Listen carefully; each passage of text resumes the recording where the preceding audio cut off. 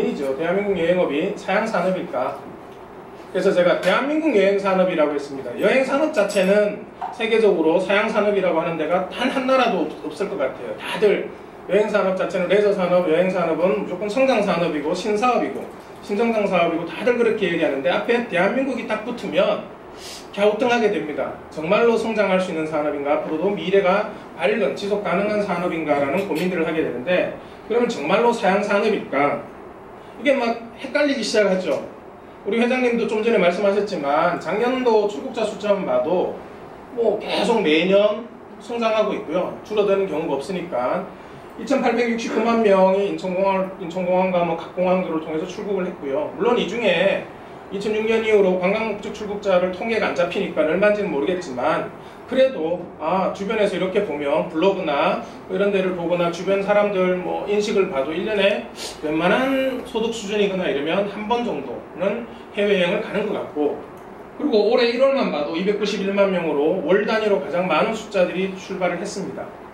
그런데 보시면 대박입니다 보다는 보통입니다, 평범합니다, 예년과 비슷합니다 보다 더 많은 분들이 힘들어 죽겠어요, 어려워요, 살려주세요가 더 많으실 것 같아요. 제가 컨설턴트로서 만나 뵙는 분들도 뭐 업력이 오래되셨든 업력이 낮으시든 혹은 새롭게 스타트업하는 친구들이든 다들 똑같이 대박입니다 보다는 살려주세요가 훨씬 더 많습니다. 그러면 이 공항 제2청사까지 만들고 그렇게 만들 정도로 성장하고 있는 것 아닌가요? 라고 말씀을 많이 하세요. 그러면 일반인들이 아는 여행업을 잘 모르는 여행업 외부의 사람들이 보기에 왜 여행산업이 엄청나게 성장하는 사람처럼 보이는가 하면 여행업의 성장에는 이 두 가지 불이 동시에 들어왔던 적이 있었습니다. 한동안 89년에 여행 자유화가 되고 난 뒤에 한 25년 거의 한 30년 가까이는 25년 정도까지는 욕망과 두려움이라고 그러죠. 이 두 가지 불이 다 들어와 있었거든요. 고객들에게. 욕망은 뭔가 하면 나도 해외여행 한번 가봐야지. 다들 가는데 우리도 이번 여름에는 피서를 혹은 여행을 혹은 우리도 수학여행을 해외로 갑시다 라고 하는 게 욕망이에요. 그리고 좋은 곳에 가서 사진 찍고 올리고 이런 것들이 욕망의 영역이고요. 그런데 왜 다른 나라와 조금 다르게 전 왜곡이라고는 생각 안 하는데 어쨌든 약간 변형되게 발전했는가? 여행사의 성장이 엄청나게 빨랐죠. 여행시장의 성장과 거의 같은 수준으로 여행사의 성장이 빨랐던 이유는 고객이 욕망도 가지고 있었지만 두려움도 가지고 있었거든요. 어떤 두려움인가 하면 외국에 대한 두려움, 현지 음식에 대한 두려움, 그리고 현지에 대한 지식이나 정보나 문화나 혹은 도시에 대한 정보 이런 게 없었다는 말씀이죠. 주변에 다녀온 사람이 없으니까 혹은 먼저 다녀온 사람들이 올린 글들을 보려고 해도 영어로 되어 있거나 혹은 가서 현지에서 쓰는 언어도 영어거나 다른 나라 외국어이기 때문에 그게 두려웠습니다. 그 두려움을 누가 해결해 줬는가 하면 여행사들이 해결해 줬죠. 영어 몰라도 됩니다. 현지 몰라도 됩니다. 호텔 사용법 몰라도 됩니다. 아무것도 몰라도 됩니다. 공항 이용법 몰라도 됩니다. 스톱오버 몰라도 되고 트랜스포 몰라도 됩니다. 아무것도 몰라도 됩니다. 그냥 따라오세요. 인솔자가 모시고 갑니다. 현지에 가면 가이드 나옵니다. 버스 같이 가고요. 뭐 끊을 줄 몰라도 됩니다. 버스 타는 법 몰라도 되고 택시 타는 법 몰라도 됩니다. 아침 식사 몰라도 됩니다. 아침에 식당에 내려가면 우리 인솔자가 가이드가 나와서 식사하시는 법도 알려드릴 테고 몇 시에 어떻게 해서 실수 안 하셔도 됩니다. 길 잃어버릴 필요 없습니다. 두 분이 다 붙어 다니고요. 다 안내해드립니다. 라고 했기 때문에 여행을 떠나셨죠. 그런데 왜 여전히 많은 분들이 여행을 떠나는데 여행사들이 힘들어졌는가 하면 이제 하나의 문제가 생겼습니다. 욕망이 그대로 있는데 여행을 떠나고자 하는 분들은 인천공항 가보면 엄청나게 많습니다. 욕망은 여전해요. 근데 문제가 뭐가 생겼는가 하면 두려움이 깜빡이기 시작했고요. 두려움의 첫 번째 변화가 뭐가 왔는가 하면 두려움이 변해버렸어요. 예전에는 외국어, 음식, 현지 문화, 지리, 정보, 지식이었는데 지금은 고객들이 그걸 두려워하지 않습니다. 뭘 두려워하는가 하면 여행을 계획하는 일, 그리고 치안, 바가지, 비행기 지연, 자연재해, 와이파이, 현지 질병, 물품 분실, 소매치기, 테러 20년 전에 고민 안 했던 것들이라는 거죠. 우리가 한 20년 전에 15년 전에 유럽 가서 테러 당할까봐 고민했을까? 아무도 저한테 제가 회사 다니거나 지금처럼 제가 제 페이스북이나 블로그에 글을 올릴 때 질문을 받아서 제가 그 질문에 대답해 주는 것도 하고 있는데요. 아무도 질문 안 했던 것들입니다. 테러 어떻게 해야 돼요? 패키지 투어로 갈 때, 여행사의 패키지 투어로 갈 때 고민 안 해도 되죠. 그건 여행사가 고민하는 문제지, 고객 개인이 테를 어떻게 막아야 돼요? 그러면 광장하고 연결된 커피숍에서 커피 마시면 힘들겠네요. 이런 고민 안 했다고요. 미국 대사관 근처에 있는 나이트클럽이나 미국 대사관 근처는 가면 안 되겠네요. 이 고민을 왜 할 필요가 없었잖아요. 그런데 어느 순간 그게 고민이 되는 거죠. 왜 고민을 하는가 하면 어느 순간부터는 외국어 혹은 뭐 외국어를 잘 못하더라도 이제 알게 된 거죠. 그다지 많은 외국어가 필요 없다는 것도 알았고요. 혹은 외국어를 잘하는 분들이 많이 늘어났고요. 그래서 두려움의 양태가 바뀌어버렸어요. 두려움의 불이 꺼져버린 거죠. 이게 꺼졌는데 여전히 여행사들이 뭘 하고 있는가 하면 기존의 두려움, 당신들 이런 두려움 있지? 라고 예전의 두려움을 이야기하는 거죠. 우리가 그걸 해결해 줄게 라고 합니다. 그러면 고객 입장에서는 의미가 없는 거죠. 난 더 이상 외국어가 두렵지 않아요. 더 이상 해외 현지 정보가 두렵지 않아요. 더 이상 버스 타고 지하철 타고 그리고 현지 식당 찾아가는 게 두렵지 않습니다 라고 하는데, 한쪽에서 상품을 판매하는 쪽 입장에서는 당신들 이거 여전히 두렵지 않아? 이거 우리가 해결해 줄게. 그러니까 쳐다보지 않기 시작한 거죠. 당신들이 가지고 있는 전문성과 내가 알고 있는 정보의 차이가, 격차가 없어지기 시작한 거예요. 이미 그런 세상인데 여전히 우리는 있을 거라는 막연한 생각, 그냥 어쩔 수 없이 당신들이 해외여행 가면 우리를 이용하지 않겠냐라고 하는 그런 생각들을 가지고 있습니다. 그런 분들을 뭐라고 하는가 하면 송량지인이라고 합니다.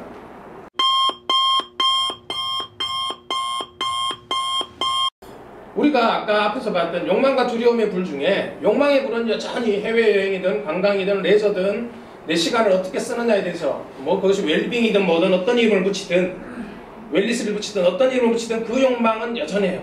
그런데 여행에 대해서, 특히 해외여행에 대한 두려움의 불들 중에 여행사가 대신해줬던 일들이 굉장히 많이 꺼져버렸어요.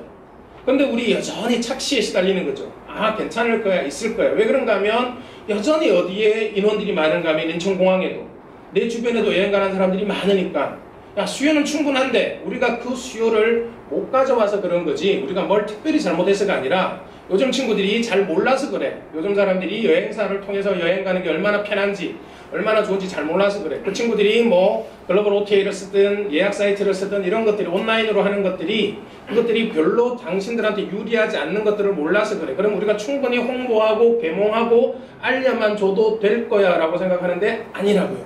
반대로 생각한다. 고객들은 이미 왜 저 사람들은 세상이 변한 걸 저렇게 모르지? 왜 우리한테 예전 걸 먹으려고 그럴까? 우리가 가끔 맛있게 쫄쫄이라 그래, 쫀득이라 그래, 그걸 한 번쯤 구워 먹을 수는 있겠지만, 아 이거 옛날에 맛있었지, 옛날 맛이 나네, 오 이 맛이야 라고 하지만 그것이 주된 주전부리가 되진 않거든요. 우연히 한번 그냥 먹으면서 옛날 거라고 생각하는 거죠. 그래서 앞으로 그럼 어떤 여행사나 여행 상품이 살아남을 수 있을까 라는 질문을 참 많이 받습니다. 제가 오늘 아침까지 사실은 고민했던 질문입니다. 평소와 달리 조금 수위를 어떻게 할까? 전 이렇게 생각합니다. 대부분 살아남을 수 없습니다. 지금 방식이면, 우리가 지금까지 하고 있었던 중개업 방식, 중개 수수료와 커미션 중심으로 만들어내는, 중개 대행을 해주고 예약 대행을 해주고 그로 인한 커미션을 받아내는 이 방식으로는, 그걸 고집하는 동안 랜드가 상품을 만들어서, 혹은 우리가 과거에 팔던 상품들에서 약간의 뭐 일정 표창에서 뭘 하나 두 개 바꾸고, 아 여기 더 이상 사람들 안 좋아하니까 빼고 요즘 젊은 친구들 이거 좋아하니까 넣고, 이런 식의 일정표를 약간씩 컨트롤 C, 컨트롤 V 하다가 하나씩 빼서 수정하는, 그리고 가격에 거기에 맞춰서 조금씩 바꿔내는 이렇게 만든 상품, 이렇게 만든 상품을 판매하고 예약하는 여행사들은 대부분 살아남지 못할 겁니다. 원래는 제가 뭐라고 했는가 하면 모든이라고 했는데, 모든이라고 하면 상처받는 선생님들이 계시고 대표님들이 계시기 때문에 대부분 만원이라고 할까 하다가 만원보다는 좀 더 강해야 되겠다 해서 대부분이라고 했습니다. 왜 이런 일이 벌어지고 있는가 하면 이것 때문입니다. 아주 간단합니다. 90학번 엄마의 배낭여행하고요 19학번 아들의 배낭여행의 차이는 똑같습니다. 그런데 다른 게 뭔가 하면 여행사를 통해서 가느냐 여행사를 통하지 않느냐죠. 19학번 아들이 배낭여행 가겠다 그러는데 전 여행사 패키지로 갈 거예요. 그러면 주변에서 다들 이상한 애로 쳐다봅니다. 아마 90학번 엄마가 배낭여행 갈 때 혼자 가겠다 그랬다면 다들 너 미친 거 아니야? 너 무슨 생각이야? 위험해 라고 했을 텐데, 그 당시에는 그죠, 여행사에서 패키지로 만들었던 여행사에서 해준 것들을 갔을 텐데 지금 여행사를 이용하자는 게 당연합니다. 이 차이가 바로 29년의 차이, 29년의 차이가 29년 맞나요? 29년의 차이가 바로 뭘 만들어냈는가 하면 욕망이 얼마나 줄어들었는가를 보여주는, 두려움이 얼마나 없어졌는가를 보여주는 거죠. 과거 고공학번 엄마가 시간과 노력을 비용 대비를 하면 이런 거죠. 자기 혼자 다 예약하고 호텔 예약하고 항공 예약하고 국제학생증 끊고 URL 패스 끊고 뭐 이렇게 해서 일정 다 짜고 어떻게 했을까요? 인터넷도 없던 시대인데. 계실 것 같은데 국어학번도 예를 들면 그죠. 아마 굉장히 힘든 배낭여행 한 2주일 가려면 6개월 이상 준비를 해야 됩니다. 시간상 준비하는 시간이. 그리고 막 지방에 있는 학생들은 서울까지 와서 서울에 있는 프랑스 문화원에 와서 지도 받아 가야 되고요. 그것도 내려가서 불어할 줄 아는 분에게 부탁해서 번역해야 되고 또 다녀온 사람들 일일이 찾아가서 주변에 별로 몇 명 없어요. 교수님들 혹은 주변에 정말로 그쪽에 관심 많은 사람들 한두 명이죠. 그럼 그분들 찾아가서 거기 가려면 어떻게 가야 돼요? 뭐 봐야 돼요? 가이드북이라는 건 올리 플래닛 정도밖에 없었죠. 한글로 된 가이드북 아예 없었을 거고요. 그럴 때 내가 다 혼자서 해봤더니 300만 원 드는데 혼자서 다 찾아본 거예요. 다 찾아봤더니 300만 원 들어요. 그런데 옆에 딱 여행사가 나타나서 너 고생하는데 300만 원 말고 우리한테 370만 원 줄래? 다 해줄게. 너 그냥 계속 학교 다녀 알바해.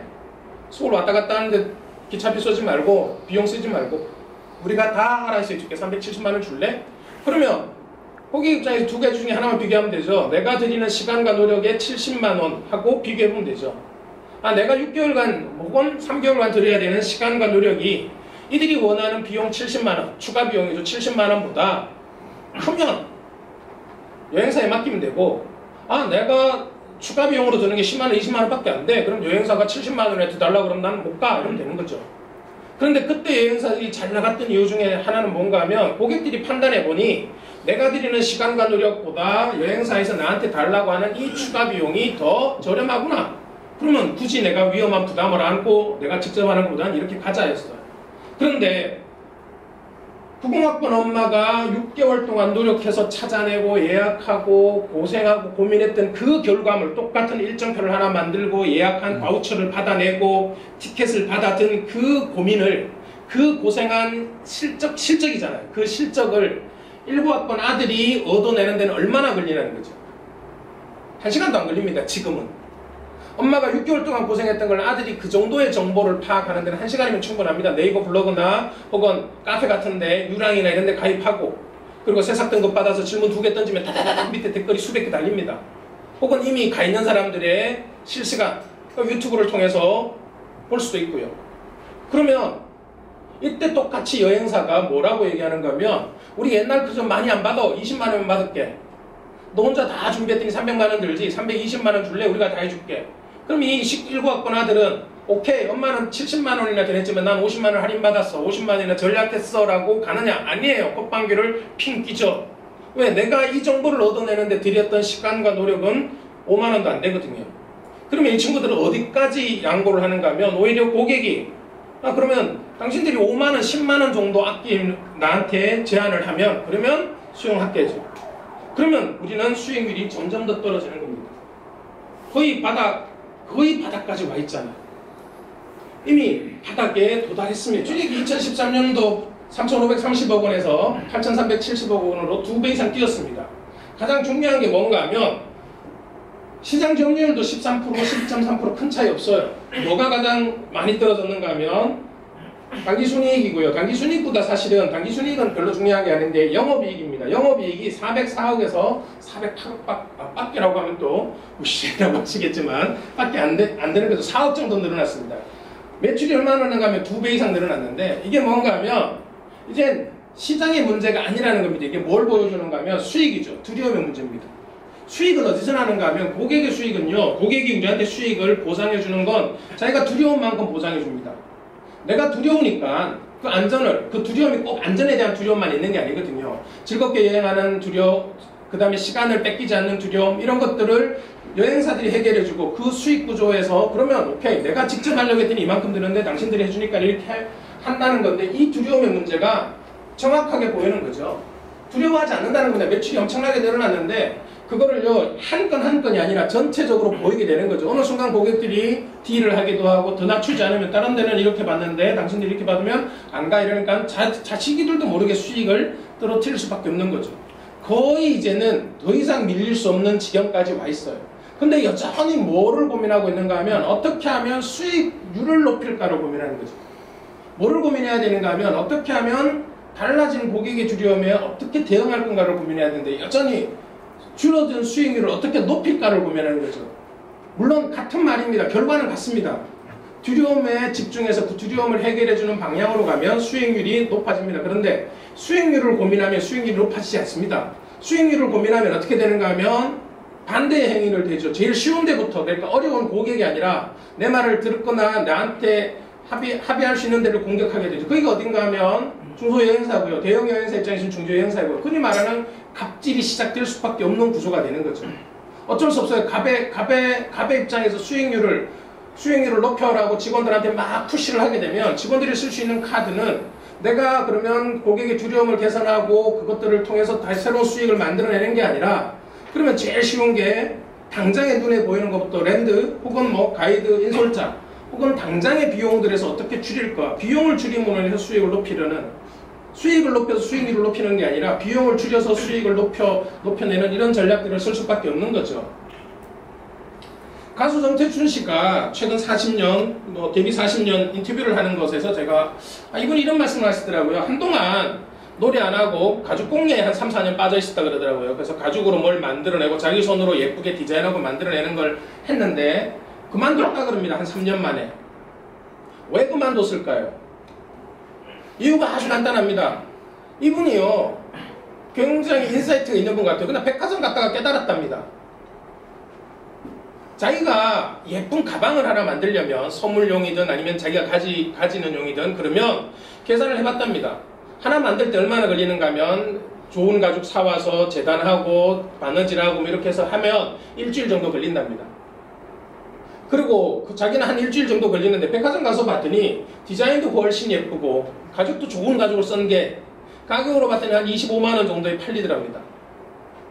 자기는 죽어도 안 되는 일주일 인건비인데 일주일 인건비가 최저임금에도 안 나오는 거잖아요. 자기는 일주일이나 걸리는데 그거 하나 만들려면. 그럼 자기가 예를 들면 이거를 재료값 받고 인건비 받고 이러면 자기는 한 200만원 정도 받아야 되는데 야 시장에서는 이게 25만원에 팔리는구나. 이건 내가 비즈니스로서의 의미는 없겠다.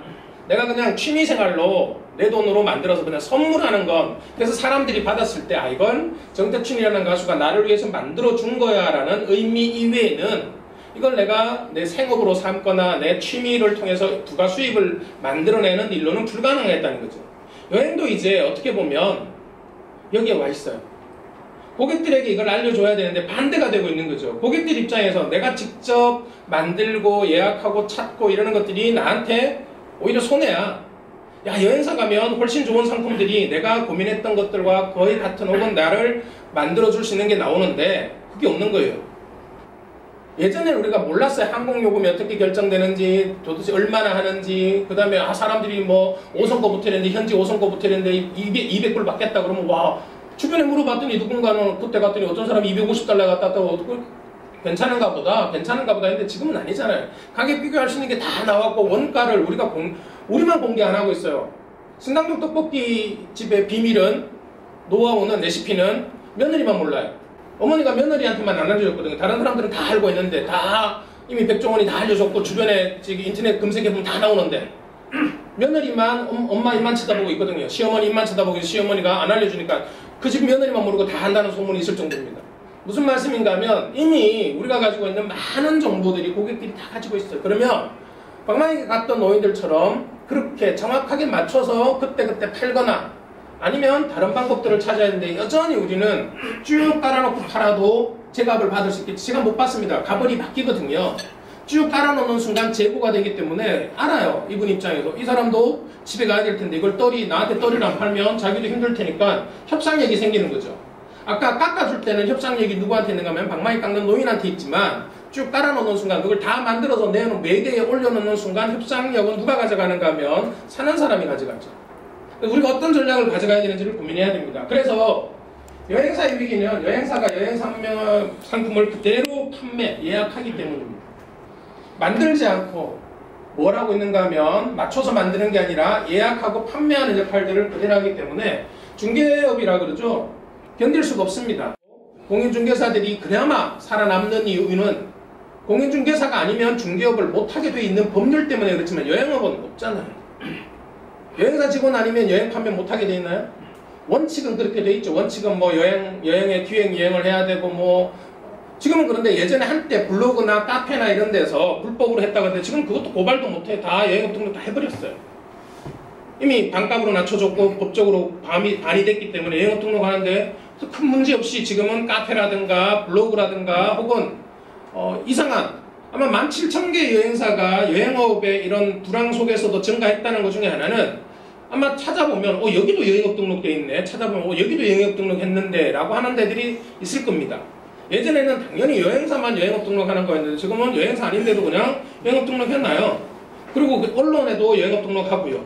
언론에서도 모객객으로 떠나고 뭐 잡지에서도 떠나고 이러잖아요. 다 불법 아니거든요. 왜 그런가 하면 여행업 등록해서 그냥 떠나면 되니까 큰 문제가 안 돼요. 예전에는 그런 거 할 때 어떻게 했는가 하면 다 여행사를 끼고 하거나 그런데 지금은 그것이 그렇게까지 의미 없다는 걸 알게 된 거죠. 그래서 여행사의 위기가 이런 고민들이 있습니다. 그래서 제가 이제 많이 이야기하는데요. 카카오뱅크가 우리한테 뭘 알려줬는가 하면 성공했다 실패했다를 떠나서 카카오뱅크에 대해서 어떤 분들은 성공이다 어떤 분들은 아직은 좀 더 지켜봐야 된다고 하는데 저는 카카오뱅크가 뭘 알려줬는가 하면 은행을 이용하는 사람들이 원하는 게 뭐냐? 은행이 아니라는 거죠. 은행 서비스를 잘하면 돼요. 그게 누구든 카카오든 그것이 어디든 쿠팡이든 어디든 지금 그 룰이 깨지고 있는 게 경계가 허물어지고 있는 게 보시면 야 쟤들이 뭐 11번가가 여행업에 들어온다 누가 여행업에 들어온다 이런 거 볼 때 여행업종이 아닌데 왜 들어올까 쟤들은 뭘까라고 고민하실 게 아니라 뭘 고민하셔야 되는가 하면 은행을 만들어서 은행으로 들어오는 게 아니라 우리가 당신 은행보다 은행 서비스 더 잘합니다 라고 알려지고 그것들을 고객이 받아들이면 그치 그냥 고객들은 그래 그럼 되지 뭐 굳이 뒤에다가 은행이 안 붙어도 저기가 은행인지 아닌지 고민 안 해도 그것이 우리보다 은행 서비스를 더 잘하면 은행보다 은행 서비스를 더 잘하고 나한테 유리하면 그 서비스를 이용하는 거죠. 여행도 마찬가지입니다. 여행사가 아니라 제대로 된 여행 서비스를 제공하는 것이 그거 어디든 상관 안 합니다. 그것이 뭐 소셜 커머스든 어디든 항공사냐 어디냐 그룹이냐 이런 걸 고민 안 합니다. 뭐를 고민하는가 하면 그러면 당신들이 기존의 여행사들 기존의 여행 서비스보다 더 잘해주느냐 그러면 뺏기는 거죠. 사람들이 저기가 기존 여행사들보다 더 좋은 여행 서비스를 우리한테 제공해줘 우리한테 의미 있는 우리 두려움을 해결해줘 라고 하면 뺏기는 겁니다. 그래서 이걸 뭐라고 얘기하는가 하면 뭐 교수님 이야기이긴 하지만 레베카 코스타 교수가 문명이나 기업이 왜 멸망할까라는 이야기를 할 때 인식의 한계점이라는 개념을 이야기합니다. 나중에 기회 되시면 사회생물학자이긴 하지만 지금 경계선에서라는 책에서 나오는 주장인데요. 이분은 이제 어떤 걸 고민했던 사람인가 하면 왜 잘 나가던 기업들이 특별한 잘못도 없는데 망할까? 왜 문명이 멸망을 할까? 없어질까? 이 고민을 했더니 그 결과적으로 나왔던 대답이 뭔가 하면 그들이 인식의 한계점에 도달하면 망하더라. 그래서 기업 예를 뭐로 드는가 하면 도요타가 그러면 무슨 잘못을 했을까? 도요타 그 다음에 뭐 노키아죠. 노키아는 무슨 잘못을 했을까? 노키아는 전략적으로 잘못한 게 아무것도 없거든요.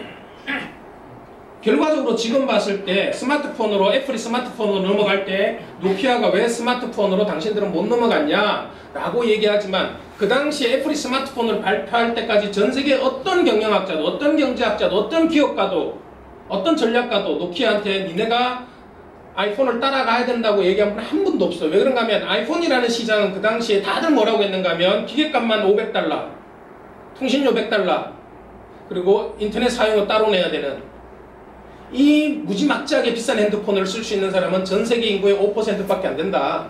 많이 잡아도 10%다. 그러면 나머지 90%는 노키아가 그 당시에 만든 폴더폰 $99짜리, $90짜리 이거 쓸 거 아니냐.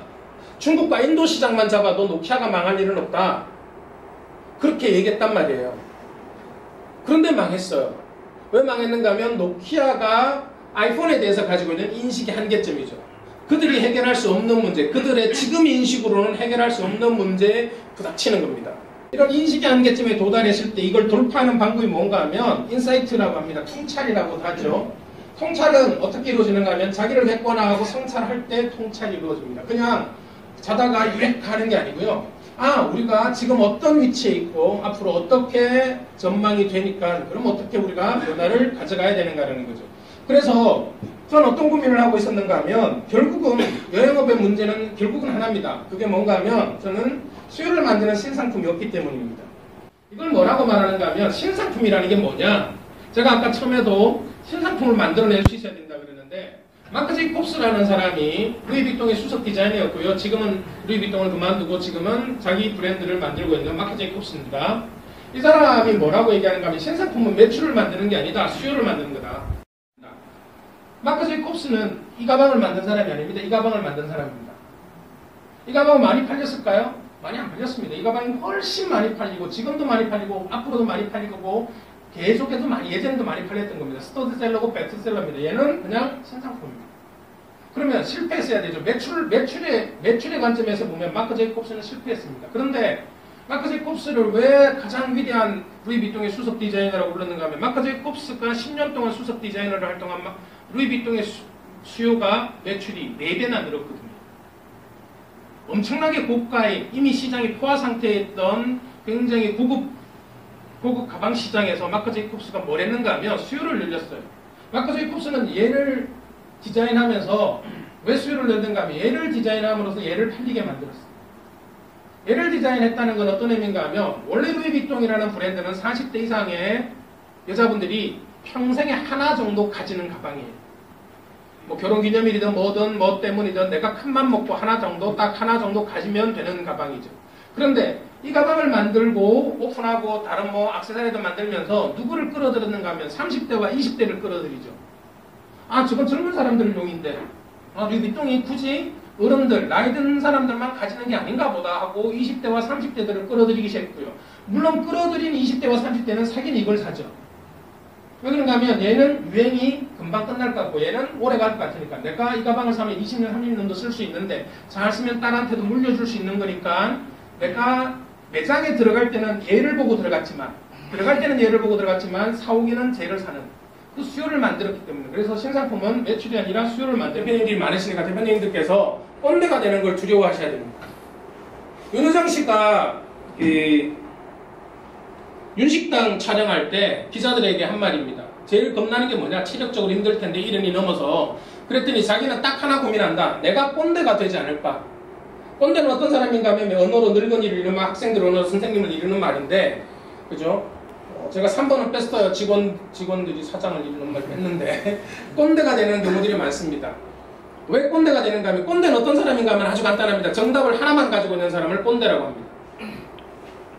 아버지들이 왜 꼰대가 되는가 하면요. 정답을 하나 가지고 있거든요. 내가 인생을 살아왔기 때문에 이 상황 다음에 뭐가 벌어질지 네 인생도 내 눈에 보여요. 그래서 아들이 도와달라 그러기 전에 딸이 도와달라 그러기 전에 가르쳐줍니다. 이걸 꼰대라고 합니다. 왜 어떤 사람은 멘토가 되고 어떤 사람은 꼰대가 되는가? 똑같은 사람인데 그러잖아요. 그죠? 재밌는 거 이런 겁니다. 우리 사장님은 우리한테는 꼰대인데 옆에 회사에서는 멘토라고 합니다. 그리고 첫 번째 뭐라 해야 되는가 하면 새로운 여행 상품을 만들 때 가장 중요한 게 저는 이거라고 생각합니다. 시간을 생산하는 소비를 할 거냐, 시간을 소비하는 소비를 할 거냐. 여행은 기본적으로 시간을 소비하는 소비입니다. 여행을 한마디로 정의하면 시간의 관점에서 보면 여행을 통해서 내가 아껴놨던 시간을 쓰는 거죠. 평소에 저축해놨던, 축적해놨던 여유 시간을 쓰는 겁니다. 그런데 앞으로 여행사들이 여행 상품을 만들 때 고민해야 되는 건 그럼 최소한 시간을 생산하거나 혹은 시간을 소비를 다른 것보다 줄여주거나 우리가 이런 이야기 많이 하죠. 한국으로 오는 사람들에게 뭐 의료 관광을 한다든가 아니면 체험 관광이 요즘 뜨고 있다든가 배움 학습 관광이 뜬다든가 이게 무슨 말인가 하면 그 관광들이라고 하는 그것들이 다 뭔가 하면 시간을 생산하는 소리거든요. 내가 어차피 중국에서 수술을 받든 한국에서 수술을 받든 그 시간을 써야 돼요. 근데 한국 가서 받으면 기술도 좋고 시간도 세이브하고 우리가 외국 가서 뭔가 자격증을 딴다든가 스킨스쿠버 자격증을 따는 게 한동안 유행이었던 적도 있는데 그러면 그 사람 입장에서는 내가 시간을 쓰는 거지만 휴가를 해서 시간을 쓰는 거지만 어차피 한국에서 자격증 따려면 그만큼의 시간을 써야 되는데 가서 딸 수 있다면 그리고 거기서 현장에서 딸 수 있다면 나한테 의미 있다라고 생각하는 거죠. 그래서 시간을 생산하는 소비로서 혹은 시간을 유지하는 소비 우리 상품이 우리가 만든 새로운 상품이 여행 상품이 고객들의 시간을 유지하거나 소비를 멈춰주거나 그럴 수 있는가? 물론 그 앞에 여행 기획 단계에서도 마찬가지인데요. 이 고민은 뒤에 따로 말씀드리겠습니다. 그래서 앞으로 어떻게 될 건가 하면 여행의 경쟁 상대는 시간을 소비하는 제품과 싸우게 될 겁니다. 그래서 뭐랑 싸워야 되는가 하면 청소년 소비자를 두고 게임과 스마트폰과 싸워야 되고요. 취미 활동을 하는 사람들과 또 싸워야 됩니다.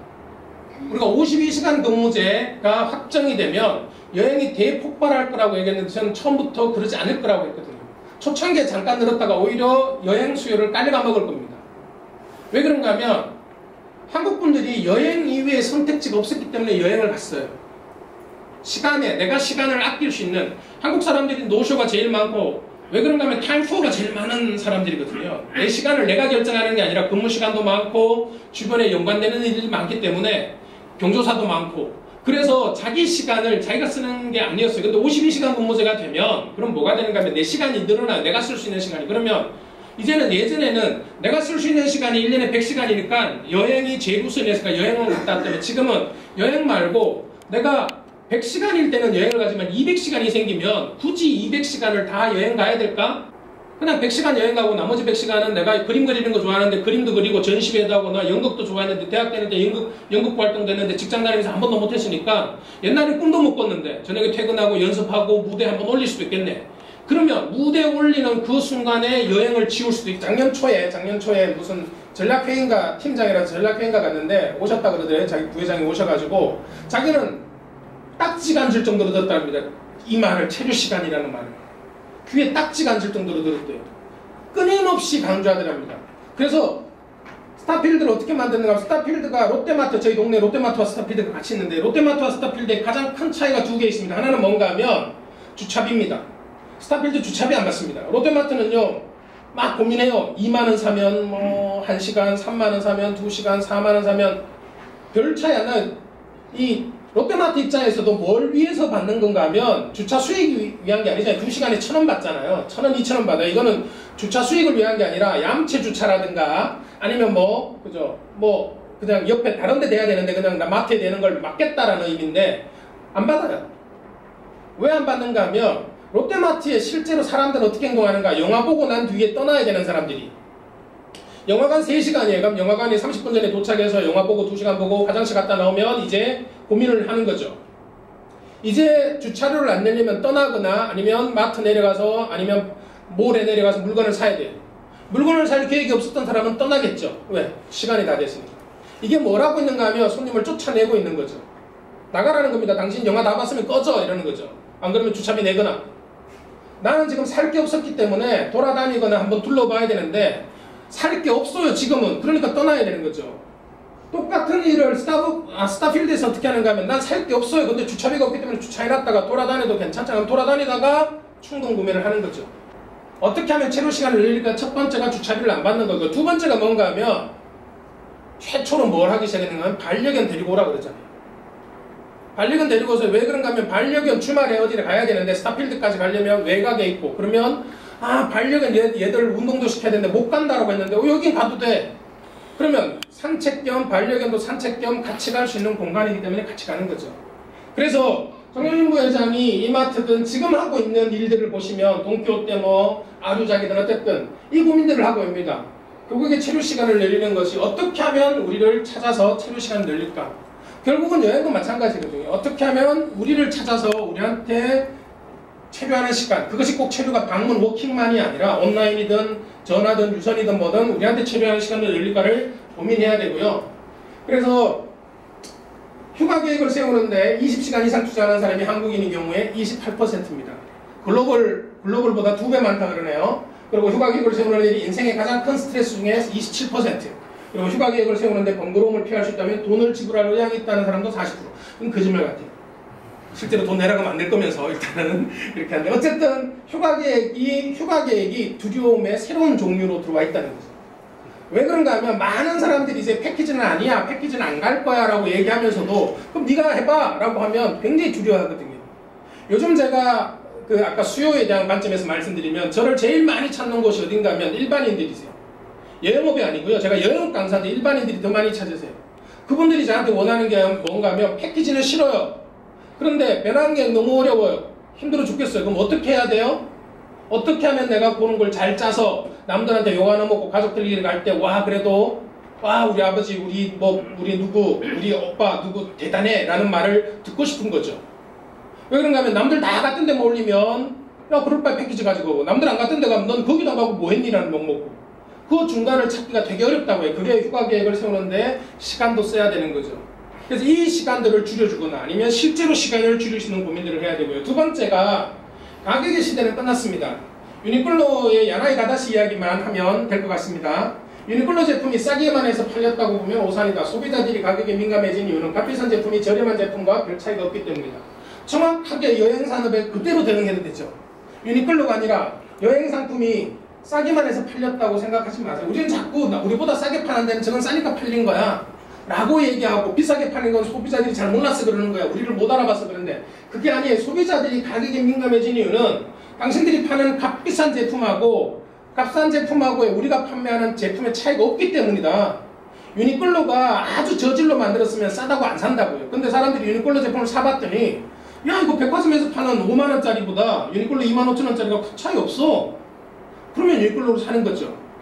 만원짜리를 만들어 놓고 만원에 파는 게 아니라, 그보다 더 떨어지는 걸 만들어 놓고 파는 게 아니라, 그래서 이게 우리한테 의미하는 바가 큽니다. 그 다음에 이게 중요하니까 말씀드릴게요. 타인의 전문성, 동력을 인정하고 활용해야 됩니다. 지금은 덕후의 시대라 그럽니다. 이미 전문가 아마추어의 경계가 사라졌습니다. 우리보다, 우리 여행사 대표님들도 경험 많고 경력 많으시지만 여행사 대표님들도 훨씬 더 많은 여행 경험과 여행력과 여행에 대한 노하우들을 가진 사람들이 덕후라 그러죠. 있어요. 그 지역에. 그 지역의 덕후, 그 영역의 덕후, 그 파트의 덕후들이 있어요. 그들을 어떻게 써먹을 것인가, 어떻게 우리 안으로 끌어들일 것인가, 그것들에 대한 고민들을 해야 됩니다. 타인의 전문성을 인정하고 활용해야 되는데 이미 우리 전문성에 문제가 생겼거든요. 어떤 건가 하면 여행 정보를 취득하는 경로 21.6%만 여행사고요. 50.7%가 인터넷이고요. 여행 정보의 TV가 21% 정도만 10년 전에 60% 가까이 되던 사람들이 여행사를 통해서, 그러니까 이 말은 뭔가 하면 안 믿는다는 뜻이에요. 믿으면 여행사를 통해서 정보를 획득할 건데 여행사를 안 믿는다. 이 신뢰 수준이 아까 앞에 나왔던 사법부 신뢰 수준하고 비슷해요. 사법부 판결을 신뢰하는 거하고 여행사에서 아, 이게 제일 좋은 선택입니다 라고 할 때 속으로 생각을 하는 거랑 똑같습니다. 여기 대해서 제가 말을 못하겠고요. 속으로 뭔가를 했겠죠. 그래서 그런 정도입니다. 그래서 이거를 이제는 우리가 어떤 시대를 살고 있는가 하면, 예전에는 탁월한 스파이는요, 외모, 학력, 외국어, 무술, 사격, 체력이라고, 이런 사람이 탁월한 스파이라고 생각했잖아요. 아니에요. 실제로 탁월한 스파이는 영국에서 MI5 채용 공고입니다. 이게 채용 공고. 채용 공고에 없어요. 외모, 학력, 외국어, 무술, 사격, 체력 하나도 없고요. 유일하게 겹치는 게 체력이에요.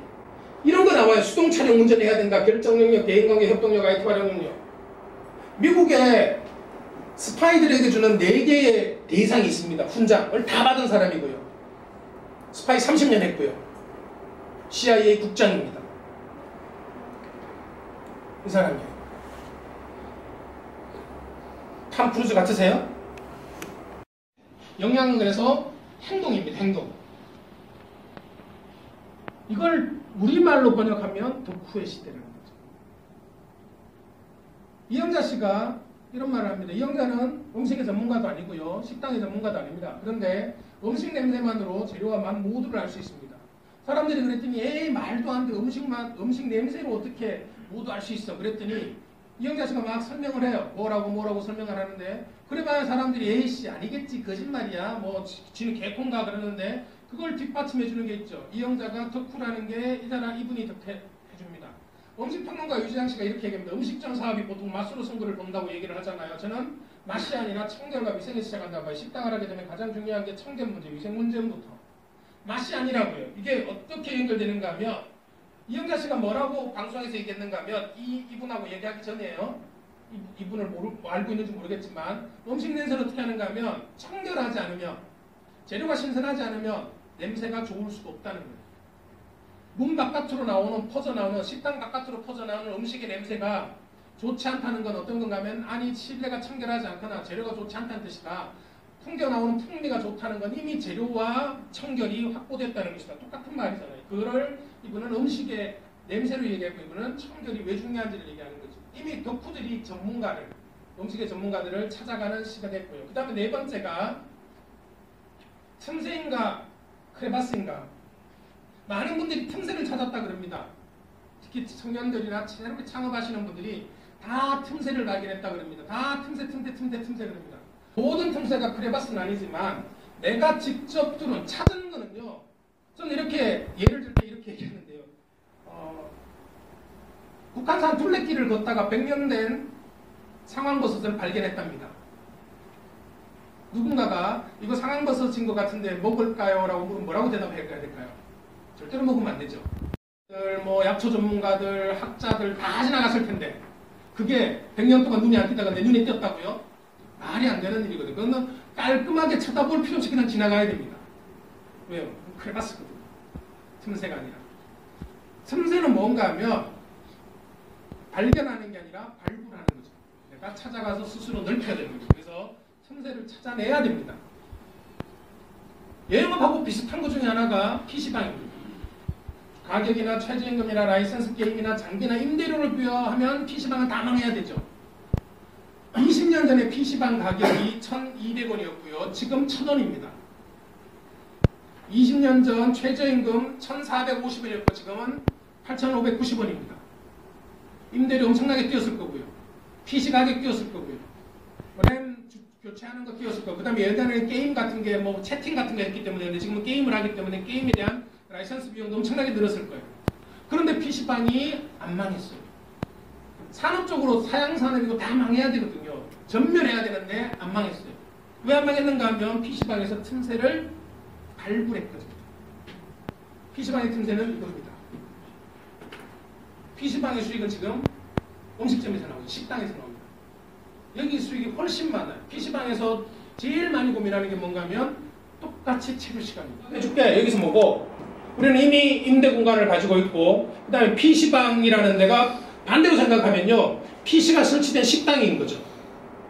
게임할 수 있는 식당이에요. 전략을 바꾼 거죠. 옛날에는 PC방에서 음식을 제공했다면 음식을 팔았다면 그게 아니라 식당인데 우리는 게임도 할 수 있어. 애들한테 그렇게 적용되는 거죠. 이 식당은 게임도 가능하네? 이렇게 된 거예요. 이 식당은 게임도 가능한 식당. 이게 틈새죠. 그래서 틈새를 찾아내야 마지막으로 5번째가 우리 회사의 인플루언서는 누군가? 이미 세상이요. 초등학생들이 가장 많이 쓰는 게 유튜브고 요즘 초등학생들이 너 커서 뭐 될래 그러면 이미 대통령의 시대는 끝났고요. 연예인의 시대도 끝났고 지금은 공무원의 시대 끝나고 건물주의 시대가 가고 지금 유튜브의 시대가 왔다 그러더라고요. 유튜브 하겠다고. 왜 그런가 하면 인플루언스가 바로 유튜브거든요. 인플루언서들이 고민을 해야 됩니다. 우리 회사에 인플루언스가 있는가? 우리 직원 중에 혹은 나는 인플루언서인가를 고민하셔야 됩니다. 왜 그런가 하면 이미 세상이 인플루언서 마케팅에서 소비자들이 가족이나 친구, 온라인 리뷰라고 하는 인플루언서들에게 영향을 받는다는 거죠. 그러니까 그것들을 정확하게 이해하는 게 인플루언서 마케팅에서 필요한 거고요. 그래서 마케팅 브랜드 인지도, 구매 유도, 소비자 충성도 전부 인플루언서 마케팅이 유리합니다. 그런데 그걸 왜 지금 우리가 해야 되는가 하면 예전에는 인플루언서가 누구였는가 하면 연예인이나 셀럽들이라고 그랬죠. 지금은 아니에요. 한동안 테마 여행 상품을 판매하는 여행사들 중에 상당수가 유명한 여행 작가들이나 썼죠. 그 다음에 요리사 지금도 하고 있나요? 뭐 셰프들이나 이런 사람들을 썼는데 그거 확장 가능성이 없어요. 왜 없는가 하면 그냥 간단하게 말하면 여행사가 많이 벌까요? 그 셰프가 많이 벌까요? 셰프가 많이 버는 이 구조면요. 여행사에서 그 상품을 계속해서 못 만들어요. 이 상품을 만들어 놓고 부가적으로 이 셰프 말고 다른 그냥 우리가 컨트롤할 수 있는 셰프가 같이 가도 그만큼의 모경력을 가져와야 되는데 스스로 인플루언서를 안 키우면 그러면 그 연예인과 그 셀럽에 따라다닐 수밖에 없거든요. 그래서 지금은 누구나 다 SNS나 유튜브를 통해서 인플루언서가 될 수 있기 때문에 내가 되든 우리 직원들 중에 인플루언서를 만들든 그런 것들을 통해서 신상품을 만들어내야 됩니다. 그래서 결론으로 가겠습니다. 마케팅, 세일즈, 고객 서비스는 결국은 이게 똑같습니다. 고객이 원하는 것을 수익을 얻으면서 충족시켜주는 건데 뭐가 바뀌었는가 하면 고객이 원하는 게 바뀌어버렸어요. 아니라고 이제는 이미그레이션 잘 통과시켜주고 호텔 제대로 찾아가고 그냥 맛집 제대로 찾아가고 그냥 먹는 법 알려주고 김치 나오게 만들어주고 이게 아니라고요. 물론 아직도 그 시장이 남한은 있습니다. 없다는 게 아니고요. 얼마나 고마운 시장인가 하면 그 시장이 우리의 기본 베이스가 될 수 있는 시장이니까 고마운 시장인데 시장의 흐름은 이제 문제가 바뀌었다고요. 아르헨티나의 수도는 부에노스아이레스입니다. 브라질의 수도는 물었는데 부에노스아이레스라고 하면 다들 뭐라 그럽니다. 이 바보 같은 게. 그런데 지금 우리가 그렇게 하고 있다고요. 답이 좋으니까. 부에노스아이레스 왜 브라질의 수도가 왜 부에노스아이레스야 그랬더니 발음이 좋잖아요. 느낌이 좋잖아요. 누구도 와 최고라고 얘기하지 않습니다. 왜? 문제가 바뀌었잖아요. 문제가 바뀌면 답은 그냥 바뀌는 겁니다. 그래서 문제가 바뀌었기 때문에 수익을 얻으면서 충족시켜주는 이 행위 자체가 바뀌어야 된다고요. 그래서 지금은 그걸 뭐라고 하는가 하면, 제가 아까 한국 남자 좋아한다 그랬고 한 분은 일본 남자를 좋아하는데 마스다 무니아키인데요. 스타일 서점의 창립자인데 이분이 이렇게 얘기합니다. 고객에게 제품을 파는 것이 아니라 스타일을 및 감성을 제안하고 기획해서 선보여야 성공할 수 있다. 제품을 판매하지 말고 라이프 스타일, 이분은 이제 라이프 스타일이라고 제안하는데 라이프 스타일을 제안해라. 라이프 스타일을 제안해라. 이렇게 한번 해보면 어떨까? 이렇게 해서 그것들의 의미와 감성을 제안하고 기획해서 선보여야 된다고 하고요. 이게 조금 어려운 말이면 우리 용어로, 업계 용어로 쓰면 JTB의 회장이죠. 자타 회장이셨던 분이 자기 취임사에 됐던 말입니다. 저는 이 말 참 좋아하는데, 여행사의 원점을 재인식할 필요가 있다. 여행사는 지금까지 기획력과 알선력, 안내력을 바탕으로 시장을 개척해왔는데 이 세 개 요소를 원점에서 다시 세우는 게 관건이다. 기획력과 알선력, 안내력이 뭔가 하면 기획력이 바로 이겁니다. 고객의 두려움을 해결해 주시는 새로운 신상품을 만들어내는 능력입니다. 고객의 문제, 고객의 두려움, 고객의 문제를 해결해 줄 수 있는 새로운 신상품을 만들어내는 그게 기획력이고요. 그 다음에 알선력과 안내력이죠. 이 알선력과 안내력을 통해서 일반인들이 하지 못하는, 여행사만이 할 수 있는, 만들어내야 됩니다. 그게 어떻게 됐든 우리가 뭐가 됐든 인바운드든 아웃바운드든 상관없이요, 이것이 시간을 어떻게 하면 들쓰게 만들거나 생산하게 만드는 건지 고민해서, 알선력이라는 건 간단한 거죠. 독점력이죠. 독점할 수 있으면 됩니다. 여행사가 그걸 해야 되죠. 그게 어떻게 가능한가는 두 번째 문제입니다. 어떻게 보면 가능하게 만들어야 됩니다. 여행사를 통하지 않으면 못 들어가게 한다거나 못 들어가는 곳이 있어야 되죠. 개인으로는 안 받아주거나, 개인이 왔을 때는 안 받아주거나, 여행사를 통해서만 와가지거나. 지금 부탄이 그렇게 하고 있지 않나요? 부탄이 지정 여행사 통해서 하는 것 방식처럼, 물론 그렇게까지 폐쇄적일 수는 없을 거예요. 서구 사회가 그렇게까지 필요 없는데, 그런데 그들 입장에서도 오버투리즘이나 이런 걸 고민하고 있는 곳에서는 개인이 오는 것들을 막을 수, 그러니까 개인은 통제 불가능하니까 개인은 못 막게 만들고 여행사, 단체 여행사만 받는다든가, 여행사를 통해서 예약하는 것만 받는다든가, 그랬을 때 알선력이 생기는 거고요. 그 다음에 안내력이, 그냥 인솔자가 예전처럼 그냥 따라갔다 따라가는 게 아니라, 저 사람이 전문 영역의 인솔자네. 전문 영역을 가진 인솔자들을 어떻게 키워낼 거냐. 지금의 인솔자들을 교육하는 방법이 하나 있을 거고요. 이미 인솔자들이 가지고 있는 전문, 인솔의 능력에다가 전문성을 붙여주는 게 하나의 방법이고요. 두 번째 방법은 최근의 트렌드 중에 하나가, 그러면 전문 영역에 있는 사람들을 인솔자를 만드는 방법도 있죠. 간호사 인솔자, 선생님 인솔자, 역사 전문 인솔자, 미술 전문 인솔자. 이미 주변에서 보면 유럽이나 이런 지역에 미술을 전문으로 해서 투어 가는, 자기가 상품 기획에서 떠나는 분인데 이미 올해 거 다 마감했다. 굉장한 수요들이 있거든요. 여전히 많은 사람들이 제대로 내가 그냥 시간을, 나 혼자 가서 루브르를 보던 어디를 보던 뭘 봤는데 나중에 돌아와서 책 찾아보는 건데, 그 책보다 더 좋은 이야기, 더 의미 있는 이야기, 더 재미난 이야기, 그걸 저 사람하고 같이 가면 들을 수 있다라는 것만으로도 상품이 되고 만들어지거든요. 아마 우리 대표님들이 그 상품의 일정이나 그 상품의 가격을 보면 그죠? 욕할 수도 있는, 그럴 수도 있지만 고객들 입장에서 상관없다고. 왜 그런가 하면 내 문제를 해결해 주는 거기 때문에, 내가 가지고 있는 고민, 난 전공자로서, 미술 전공자로서 그냥 패키지 투어 가서는, 혹은 그냥 현지 투어하는 데이 투어 정도로는 만족 못하는데, 여기 인솔자가 그런 역량을 가지고 있고 이런 전문성을 가지고 있으면 이 사람과 같이 가면 그게 해결되겠다라는 거죠. 그래서 살아남은 사람들끼리 뭉치지, 상생 이전에 뭐가 먼저인가 하면 생존이 먼저입니다. 생존하시려면, 그래서 이 고민들을 다시 한번 해보십시오. 어떻게 하면 우리가 수요를 만드는 기획력을 만들어서 새로운 신상품을 만들고, 그리고 그 안에서 어떻게 여행사, 혹은 우리만 가지고 있는, 여행사 전체 아닐 수도 있어요. 우리 대표님들이 가지고 계신 우리 기업, 우리 회사가 가지고 있는 알선력과 안내력은 뭘까? 우리가 어떤 알선력과 안내력을 가지고 있을까? 그걸 어떻게 고객들에게 어필할까? 그것이 인플루언서 방식이든 어떤 방식이든 그게 같이 연결될 때 생존할 수 있고, 그렇게 생존하시는 분들이 상생하는, 그게 중소영업의 상생 전략이 아닐까라고 생각합니다. 오늘 조금 길었지만 이렇게 마치도록 하겠습니다. 감사합니다. 우선 나는 이제 강의를 굉장히 잘 들었어요. 그리고 지금 OTA가 지금 굉장히 이슈인데, 저희 테마여행이나 전문 영역을 가지고 있는 여행사들이 그 OTA에 대한 좀 합리적이고 효과적인 대안이 있을 수 있다면 어떤 게 있을 수 있을지 여쭤보고 싶습니다. 전 그 OTA에 대한 뭐 여러 가지 고민들이 있습니다. 글로벌 OTA든 국내 OTA든 뭐 플랫폼 비즈니스든 뭐라고 할 수 있는데 이제 저는 이제 공격을 해야 될 때라고 수비만 하고 계세요.